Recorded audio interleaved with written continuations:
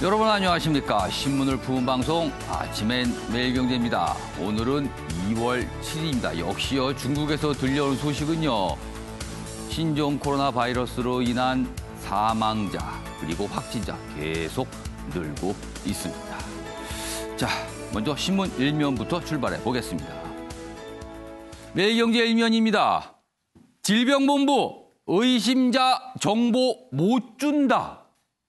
어디에다가 이런 얘기를 한 걸까요? 코레일, KTX 탑승 결국 못 막았다. 이런 얘기가 됐습니다. 코레일 경우에요. KTX를 만약에 이렇게 격리되신 분, 밀접 접촉자 이렇게 되면 걱정이 되잖아요. 탑승객 중에 있을까 봐. 그래서 이 정보를 미리 받아서 조치를 좀 취할 생각을 가졌습니다. 그러나 코레일이 질병본부에게 요청을 했지만 개인정보 보호차원에서 줄 수가 없다. 이렇게 되면서 결국은 막지 못했다는 얘기가 나오고 있습니다. 국내 확진자 23명, 어제까지 소식이고요. 오늘 오전에 또 브리핑이 있으면은 늘어날지 아니면 그대로 유지될지 기다려보도록 하겠습니다. 이번엔 중앙일보입니다. 다음 넘겨주세요. 우한서 온 6호 중국 관광객 무증상 입국 2주가 지나서야 확진됐습니다. 2주 동안 굉장히 많은 곳을 다녔을 거로 보이는데요. 다 파악이 안 되고 있습니다. 서울 중구에 머물다 서대문 숙소로 옮겼다. 전수조사 때 놓쳤다가 경찰이 찾았습니다.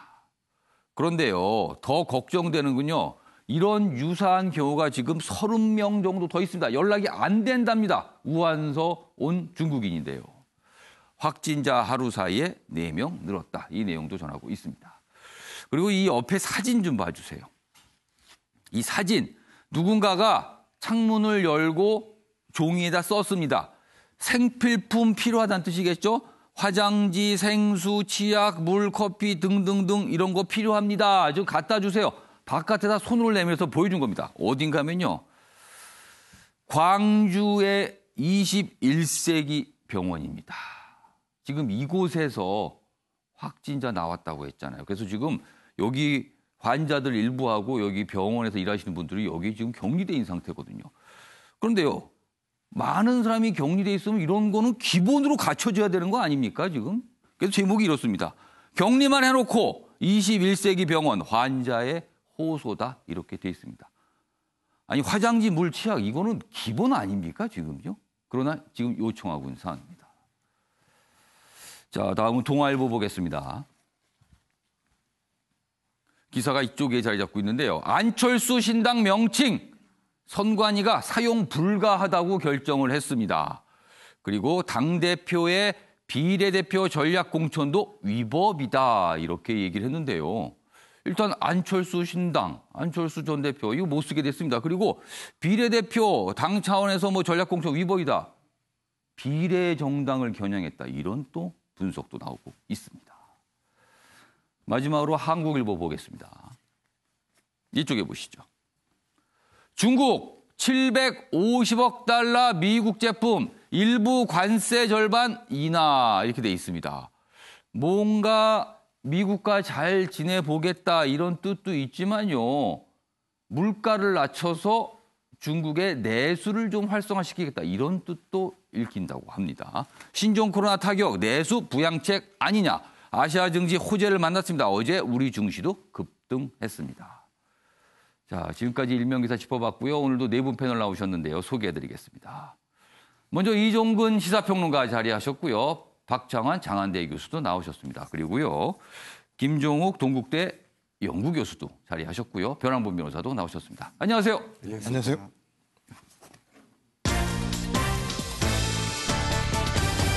오늘 다룰 주요 이슈들을 정리했습니다. 아침을 여는 키워드 4가지 준비되어 있는데요. 먼저 첫 번째 키워드 지역사회 전파. 이 얘기가 본격적으로 나오고 있습니다. 이 지역사회 전파라는 거는요.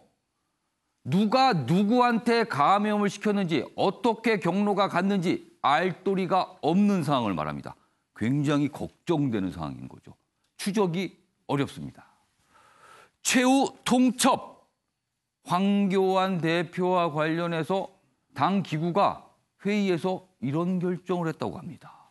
세 번째 키워드는요. 또 청와대 직행, 청와대 대변인 인선이 어제 있었는데 이런 얘기가 나오고 있고요. 마지막 키워드는요. 흔적을 지워라.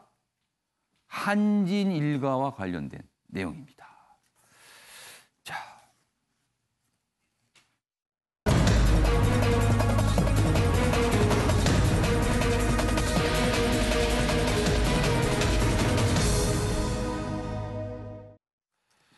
자, 첫 번째 소식은요. 신종 코로나 바이러스 관련된 내용 좀 이어가 보겠습니다. 매일같이 뭐 굉장히 많은 내용이고요. 그리고 오늘 오전에 이제 중국에서 들려온 소식이죠. 사망자 수가 굉장히 늘었고요. 확진자는 3만 명을 넘어섰다는 얘기까지 좀 나오고 있습니다.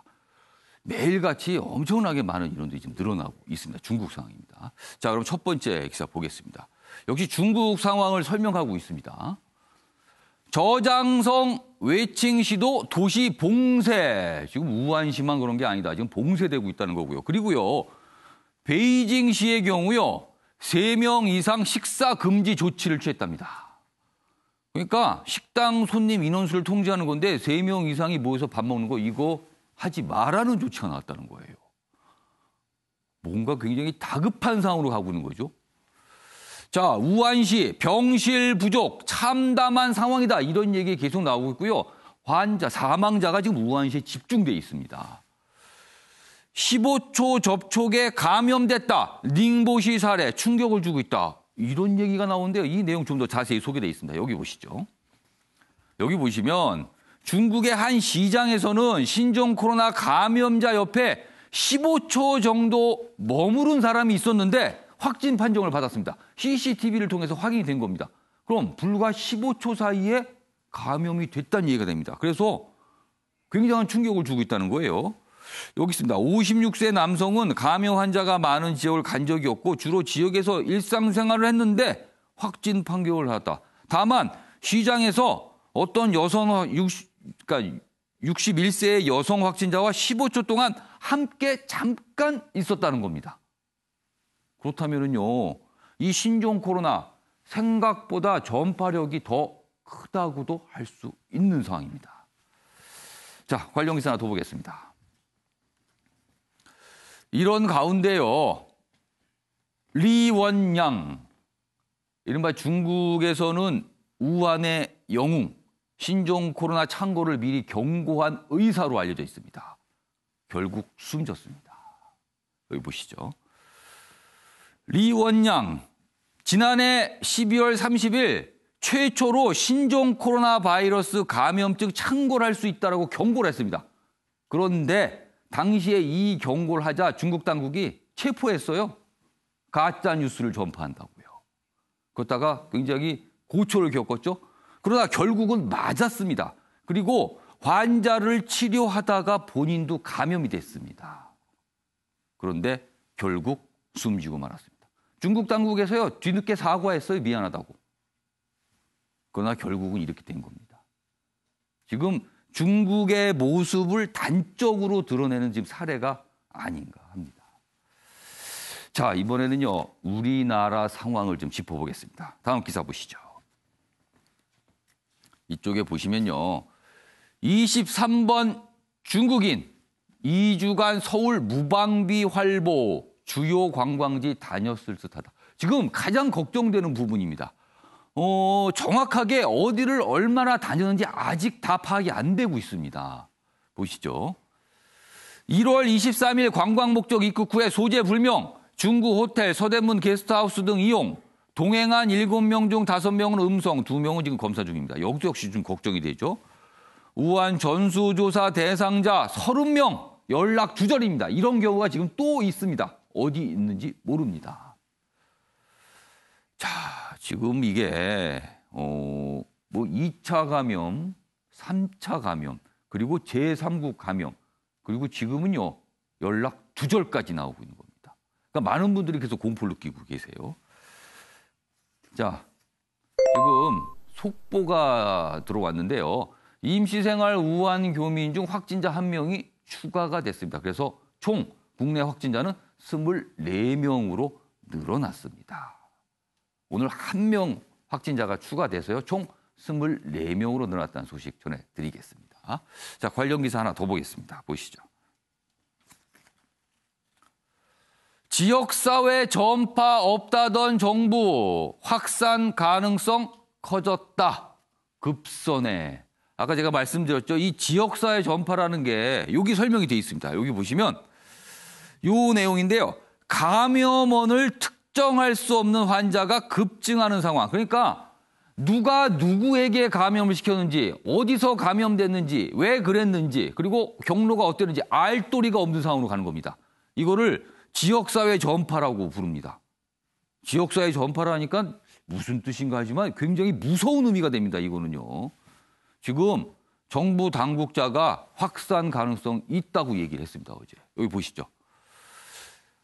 확진자 하루 사이 어제 4명 추가, 그리고 오늘은 1명 추가됐습니다. 접촉자 수도 굉장히 늘어나고 있고요. 감염원 추정 어려운 환자 늘어날 듯하다.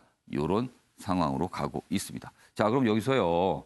어제 당국자의 이야기 확인해 보겠습니다. 신종 감염병의 국내 유입이 계속 확대되고 있고 이로 인한 접촉자의 숫자도 증가하고 있는 상황입니다. 이로 인해 지역사회로의 확산 가능성이 점점 커지고 있어 비상한 주의가 요구된다라고 말씀드리겠습니다.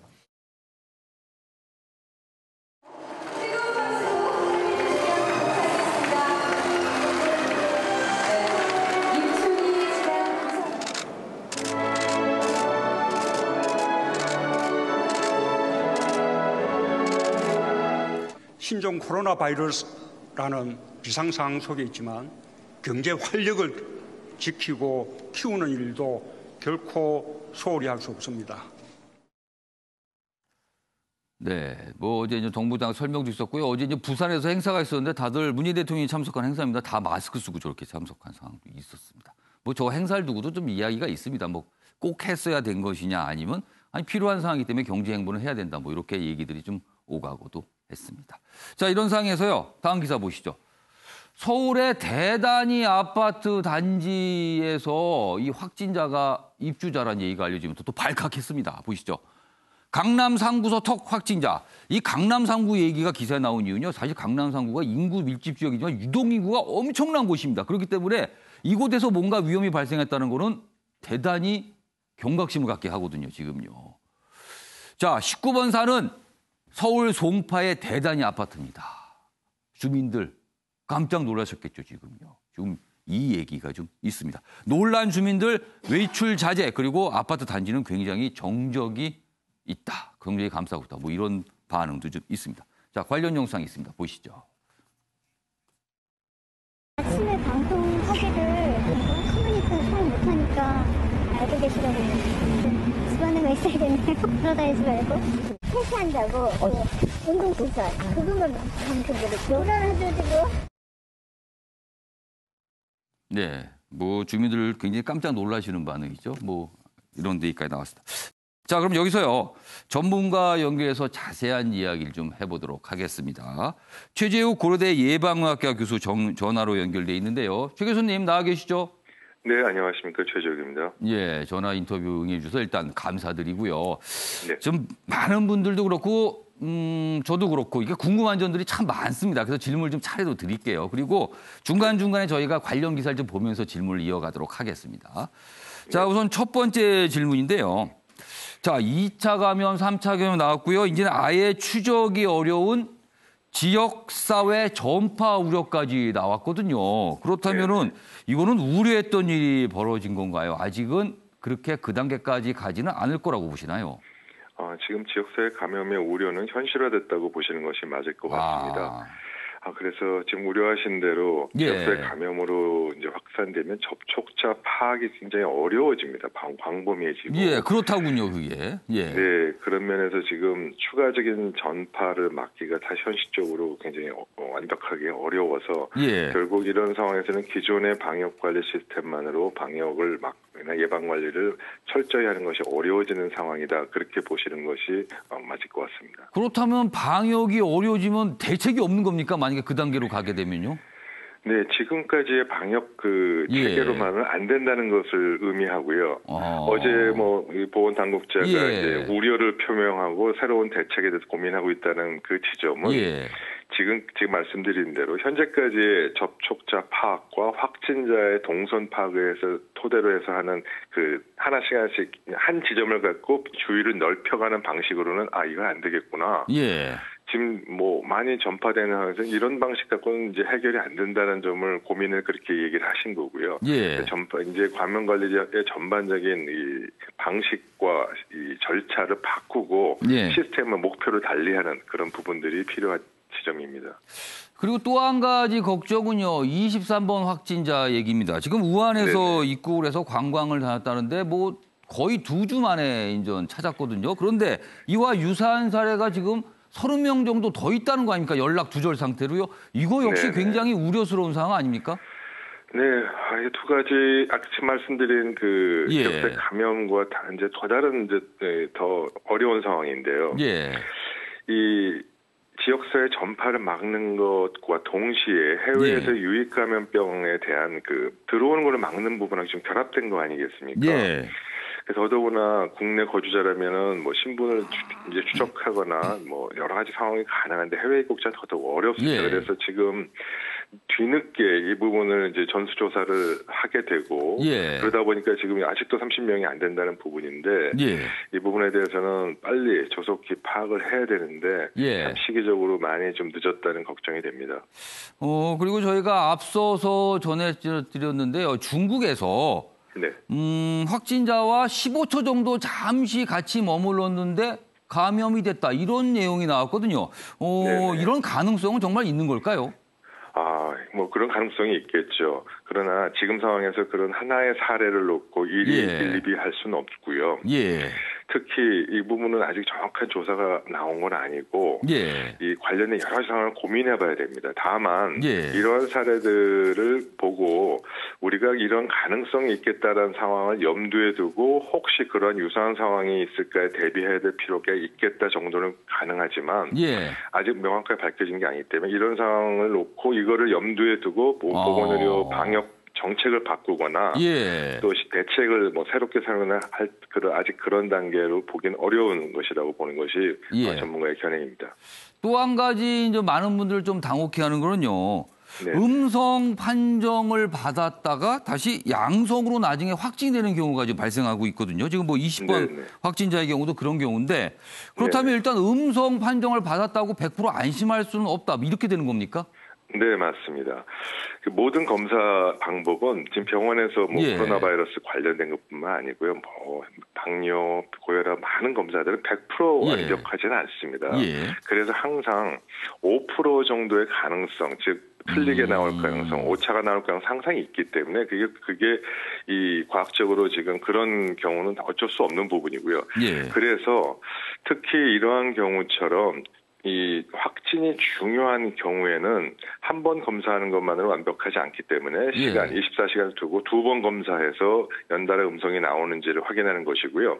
지금 말씀드린 대로 그렇다고 너무 양성에서 음성을 받기는 고려해서 이 부분 너무 걱정하실 필요는 없고요. 거의 대부분 10건 중에 1건 혹은 100건 중에 5건, 5% 미만이니까 그렇게 많은 경우는 아니다. 그렇지만 그렇게 많은 경우 아니더라도 최선을 다해서 2번의 확진 검사를 하게 되면은 대부분 걸러낼 수 있다. 그렇게 이해해 주시면 감사하겠습니다.